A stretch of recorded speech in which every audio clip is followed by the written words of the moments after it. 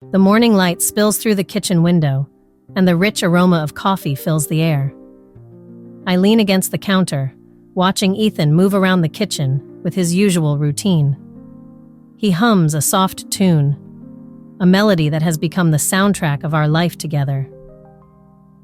I take a moment to appreciate this scene, my heart swelling with the belief that everything in our life is perfect. We have our jobs, our home, and each other. Or at least, that is what I tell myself. "Are you ready for another day?" Ethan asks, pouring coffee into his favorite mug.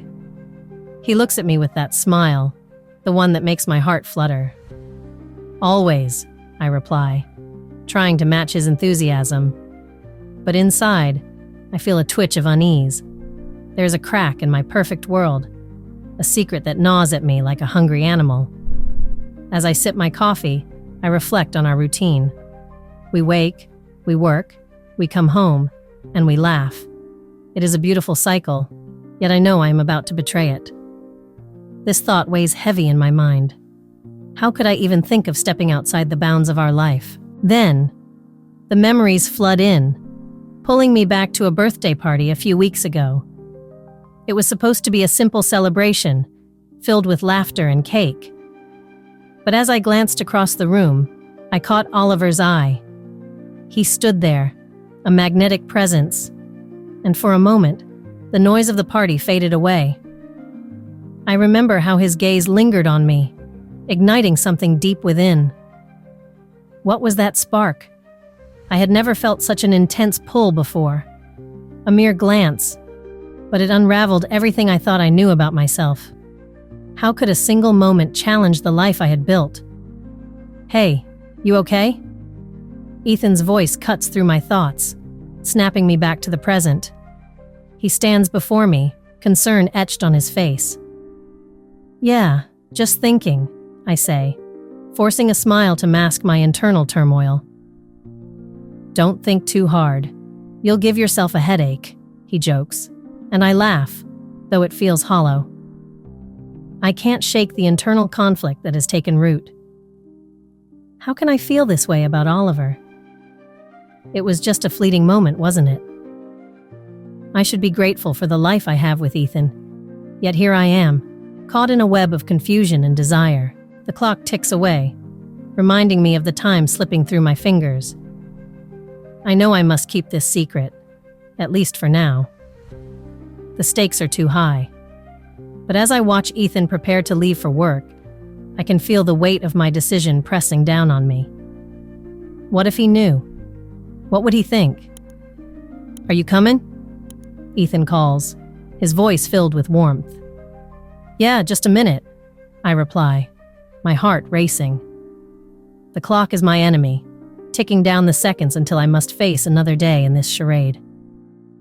I take a deep breath, trying to steady myself. I look around our kitchen, filled with memories and love. But the image of Oliver lingers at the edge of my thoughts, refusing to fade. The truth is, I crave more than what I have. I want to explore that connection, to see where it might lead. But at what cost? As I follow Ethan out the door, I know I am walking a tightrope. One misstep could send everything crashing down. The illusion of perfection hangs by a thread, and I wonder how long I can keep it intact. The question echoes in my mind. How long can I live this lie before it consumes me? With each step into the unknown, I feel the thrill of possibility mixed with the dread of betrayal. And in that moment, I understand that I am on the brink of something that could either bring me joy or tear my world apart. As I sat in my favorite corner of the cafe, the sound of laughter and clinking cups filled the air. I had chosen this place for our secret meeting, a small haven away from the prying eyes of the world. My heart raced as I waited for Oliver. The thrill of anticipation coursed through me. I could hardly believe I was about to see him again, alone. When Oliver finally arrived, a warm smile lit up his face. "Sorry I'm late. I got caught up with work," he said, sliding into the seat across from me. I could see the excitement in his eyes, mirroring my own. "You're not going to believe what happened at the office today." I couldn't help but laugh.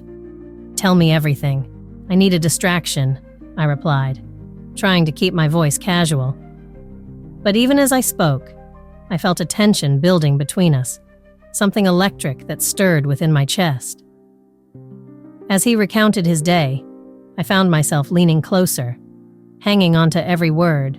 The way he animatedly described his coworkers made me smile, but it was the way he looked at me that sent my pulse racing. There was an undeniable chemistry between us, one that I was both drawn to and terrified of. "Can I get you something to drink?" he asked, breaking me out of my thoughts. "Just a coffee, please," I replied, trying to sound relaxed. But inside, I was a whirlwind of emotions. How did we get here? The line between friendship and something more was becoming blurred, and I was scared of what that meant. As he moved to order, I took a deep breath. The cafe was bustling with life, but I felt isolated in my thoughts. My life with Ethan felt like a distant memory, a perfect illusion that I was beginning to see through. I couldn't shake the feeling that I was stepping into dangerous territory. When Oliver returned with our drinks, he grinned at me. "You know, I've been thinking about what you said the other day at the party," he said, "about how sometimes we put on a mask for the world." I swallowed hard. "Yeah, it's like we all pretend everything is fine, even when it's not." His gaze held mine, and in that moment, the world around us faded away. "I feel like I can be real with you. You make it easy to be myself." The sincerity in his voice sent shivers down my spine. "I feel the same way," I admitted, my heart racing. "But what does that mean for us?" Before I knew it, we were leaning closer, our laughter fading into a charged silence. The moment hung between us like a fragile thread, ready to snap. Then, without thinking, I reached out and brushed my fingers against his hand. The touch sent sparks through me, igniting a fire I had tried to suppress. Oliver's breath caught in his throat. "You don't know how long I've wanted to do this," he whispered, his voice low and filled with longing. "Me too," I confessed, my pulse quickening. The weight of my choices pressed heavily on my chest, but in that moment, nothing else mattered. All I could feel was the warmth of his skin against mine. Before I could think twice, he leaned in closer, capturing my lips with his. The kiss was soft at first, but it quickly deepened, filled with a mix of excitement and urgency. I felt alive, as if all the colors in the world had suddenly brightened. But just as quickly, a wave of guilt washed over me. What was I doing? I was betraying Ethan, the man who believed in our perfect life. As I pulled away, breathless and confused, I looked into Oliver's eyes. "We can't keep doing this," I murmured, my heart heavy. "Why not?" he asked, a hint of desperation in his tone. "We have something special. Don't you feel it?" "I do," I admitted, my voice barely above a whisper. "But it's wrong. I can't hurt Ethan like this." The internal battle raged within me, the thrill of desire clashing with the weight of my reality. I felt trapped between two worlds, the life I had built with Ethan and the intoxicating pull I felt toward Oliver. How could something that felt so right be so wrong? As I stared into Oliver's eyes, I knew this was just the beginning of a tumultuous journey. The allure of the forbidden was strong, and I was afraid of what it would cost me. As I walked through the front door, the familiar scent of our home wrapped around me like a warm blanket. But today, that comfort felt like a lie. I could feel the weight of my secret pressing down on my chest, making it hard to breathe. Ethan was in the kitchen, humming softly while he chopped vegetables for dinner. I forced a smile as I stepped into the room. "Hey, how was your day?" he asked, glancing up with a smile that made my heart ache. It was fine, I replied, trying to keep my voice steady. I moved to the sink, washing my hands to hide my trembling fingers. The guilt was a heavy stone in my stomach, and I could barely think straight. As I dried my hands, I caught a glimpse of my phone on the counter. My heart raced. I had just received a text from Oliver. The thrill of seeing his name made my pulse quicken, but the fear of Ethan discovering it was like ice running through my veins. I quickly grabbed my phone and tucked it into my pocket, hoping Ethan hadn't noticed. "Everything okay?" he asked, his brow furrowing slightly. "Yeah, just caught up in my thoughts," I said, forcing another smile. "You know how it is." He nodded, but I could see the concern in his eyes. I hated lying to him, but I felt trapped. The longer I kept my secret, the more it gnawed at me. I needed to be careful. Dinner was a quiet affair. We talked about our day, but the conversation felt strained. I could hardly focus on what Ethan was saying. All I could think about was Oliver and the way he made me feel alive, something I hadn't felt in a long time. But that feeling came with a cost, and I knew it. After dinner, I offered to do the dishes. I needed a moment alone to collect my thoughts. As I stood at the sink, scrubbing a stubborn pot, my mind raced. What if Ethan found out? The thought sent a chill down my spine. I could imagine the hurt in his eyes, the betrayal that would shatter our world. Just then, I heard Ethan's voice from the living room. "Hey, can you come here for a second?" My stomach dropped. "Sure, be right there," I called out, my heart pounding. I dried my hands quickly and walked into the living room. Ethan was sitting on the couch, his phone in hand. "I think we need to talk," he said, his tone serious. "What about?" I asked, my voice barely above a whisper. "I got a strange message today," he said, looking at me intently. It was from a number I didn't recognize. It said something about you, and someone named Oliver. My blood ran cold. "What?" "That doesn't make any sense," I stammered, trying to play it cool. "Doesn't make sense?" he echoed, his eyes narrowing. "You know Oliver, right? I thought you two were just friends." I felt my heart race as I searched for the right words. "We are friends, Ethan. It's probably just a prank or something." He shook his head, clearly not convinced. "I don't think so." It felt serious, and it made me worry. "Is there something you're not telling me?" I took a deep breath, feeling the weight of my choices crashing down on me.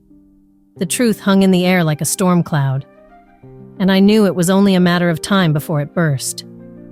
"Ethan, Before I could finish, my phone buzzed in my pocket.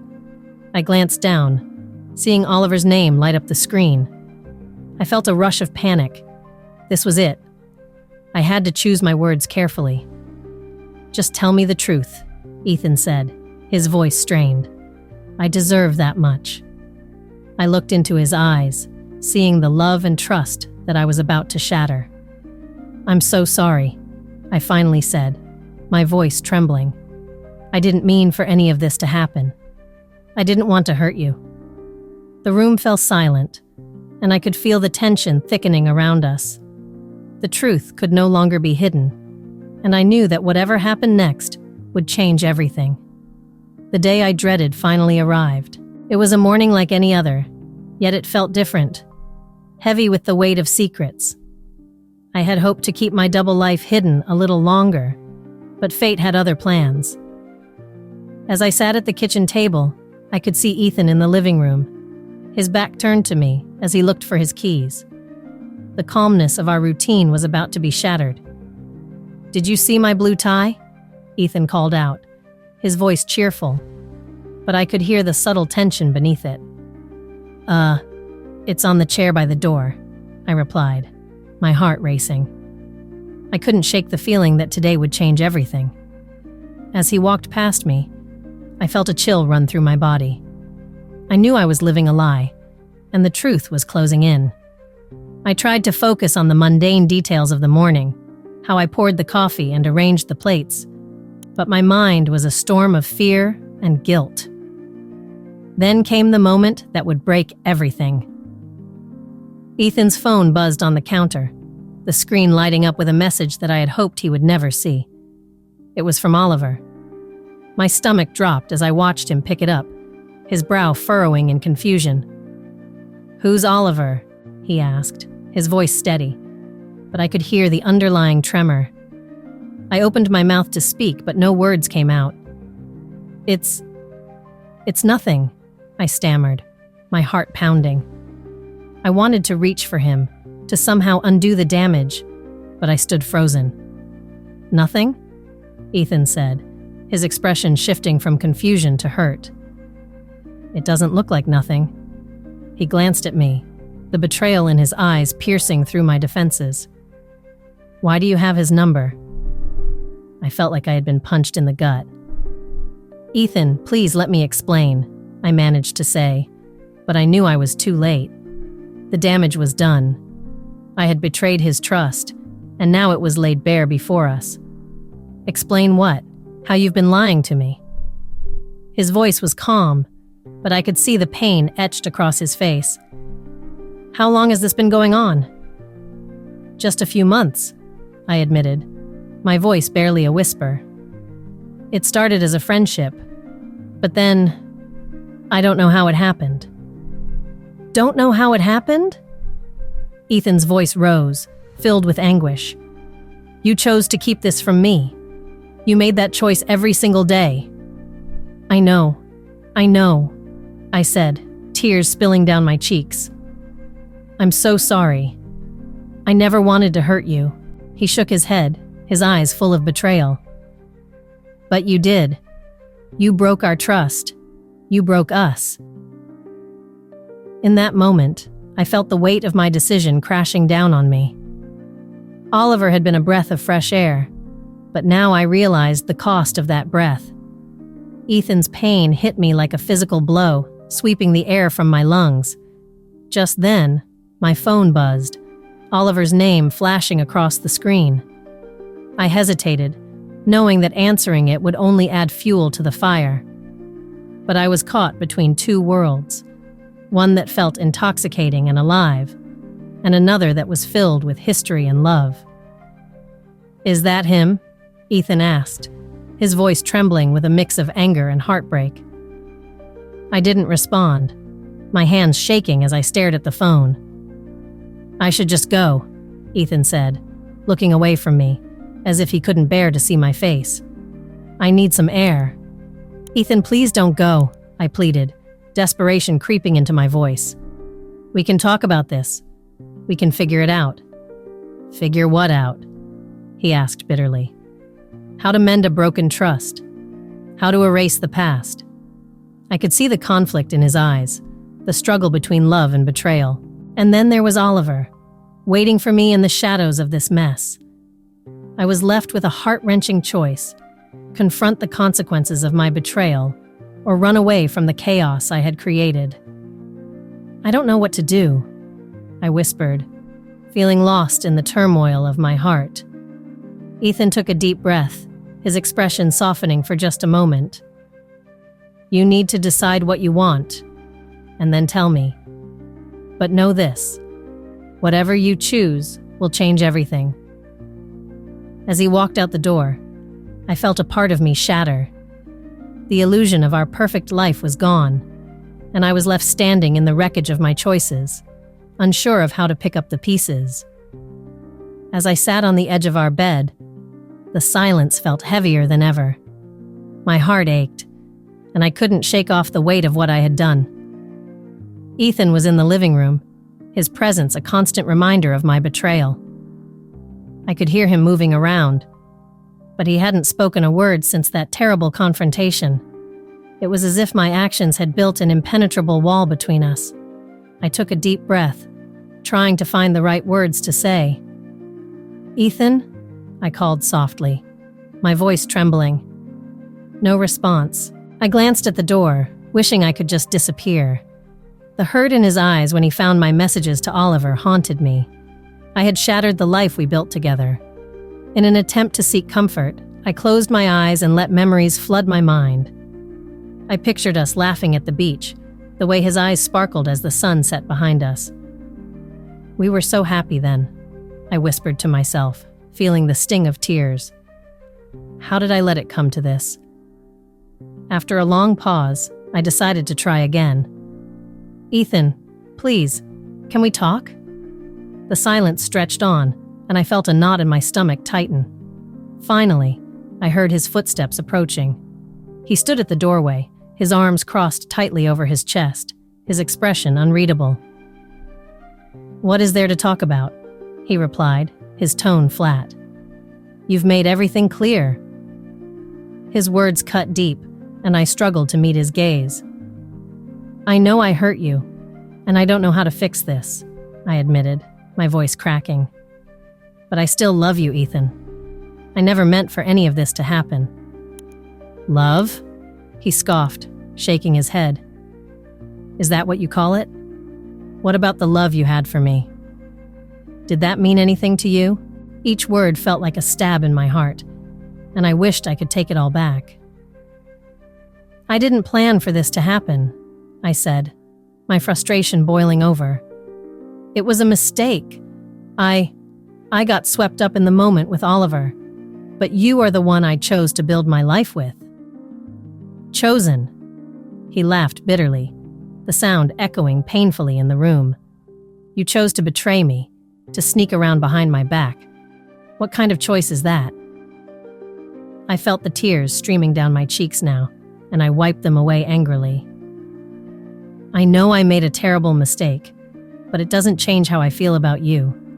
I can't just turn those feelings off. Ethan's face softened for a brief moment, but then he turned his back to me. You need to figure out what you really want. Do you want me? Or do you want him? His words hung in the air, and I felt the weight of the question crush me. I don't know, I cried out, feeling lost. I love you, but with Oliver, it felt different. It felt alive. I paused, realizing how that sounded. But you are my life, Ethan. I don't want to lose that. Then why did you risk it all? He asked, his voice barely above a whisper. I could hear the pain behind his words. I don't know, I admitted, my heart aching. I guess I thought I could have both. I thought I could keep this from you, but I see now how foolish that was. I hate myself for it. Ethan turned to face me again, his expression softer now, but still filled with hurt. Do you think you can just go back to how things were? That I can forget this? I don't know, I said truthfully. But I want to try. I want to fight for us. He sighed, running a hand through his hair. Fighting for us means facing the truth, not hiding from it. Are you ready for that? I want to be, I declared, feeling a flicker of hope. But I need your help, Ethan. I can't do this alone. He looked away for a moment, lost in thought. Finally, he nodded slowly. Then let's talk. But it won't be easy. We have a lot to work through. As he stepped closer, I felt relief mixed with fear. This was the beginning of a long journey, but I knew it was a step in the right direction. I realized then that I had to confront my feelings, not just for him, but for myself. The road ahead would be tough, but I was determined to face it head-on. I start my journey of self-discovery, feeling lost in a world that seems to have turned upside down. The days after the confrontation with Ethan are filled with silence, heavy and thick. It weighs on me like a thick fog, making it hard to breathe. I realize I need to understand why I made the choices I did. I need to find a way back to myself. One afternoon, I sit alone in a small cafe, the same one where I shared those secret moments with Oliver. The laughter and warmth of that time now feel like a distant memory. I sip my coffee and stare out the window, watching people go by. They seem so carefree, so content. I wish I could be like them. I pull out my phone, hesitating before I scroll through my messages. I find a text from Ethan. Can we talk? My heart races. I know this is the moment I have been both dreading and hoping for. I take a deep breath and reply, yes, when and where? The wait feels endless. Finally, I hear a ping. How about the park tomorrow at noon? I nod to myself, even though he can't see me. See you then. The next day, the sun shines brightly, and the park is full of life. As I approach, I see Ethan sitting on a bench, his hands resting on his knees, looking lost in thought. I sit down beside him, the space between us filled with unsaid words.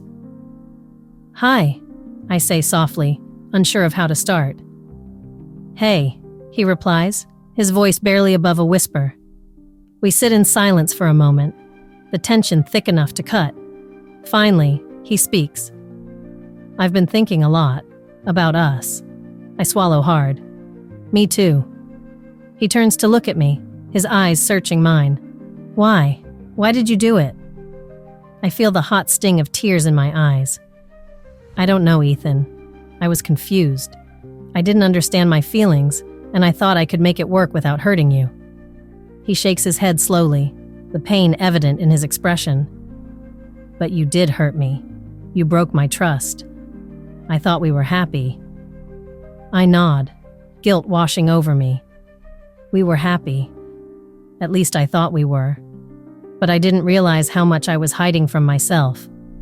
I was drawn to something I didn't understand. Ethan looks away, and I can see the hurt in his eyes. Do you love him? The question hangs in the air, heavy and painful. I don't know, I admit, feeling the weight of my own honesty. What I felt for Oliver was intense, but it was also new and scary. I wasn't ready for it. But I still love you. He sighs deeply, the sound filled with sadness. Love is complicated, isn't it? It's supposed to be simple, but it never is. I reach for his hand, wanting to bridge the gap between us. I want to understand. I want to fix this, if you're willing to try. I'm sorry for everything. He looks down at our hands, his expression softening slightly. I want to believe that we can fix this too, but it's not going to be easy. I know, I say, my voice shaking. I'm willing to work for it, Ethan. I want to rebuild our trust, even if it takes time. He nods slowly, but there is still uncertainty in his eyes. What about Oliver? What happens with him? I take a deep breath, feeling the weight of the question. I need to figure that out. I need to understand my feelings and what I truly want before I can make any decisions. Ethan looks at me, a mix of hope and fear on his face. I want you to be happy, but I also don't want to lose you. I don't want to lose you either, I reply, my heart aching. Let's take it one step at a time. As we sit there, hands intertwined, I feel a flicker of hope. Maybe this is the first step on the path to redemption. Maybe there is a chance for healing, for understanding. The road ahead will be difficult, no doubt, but I am ready to face it. I am ready to learn about love, loyalty, and the complexities of my own heart.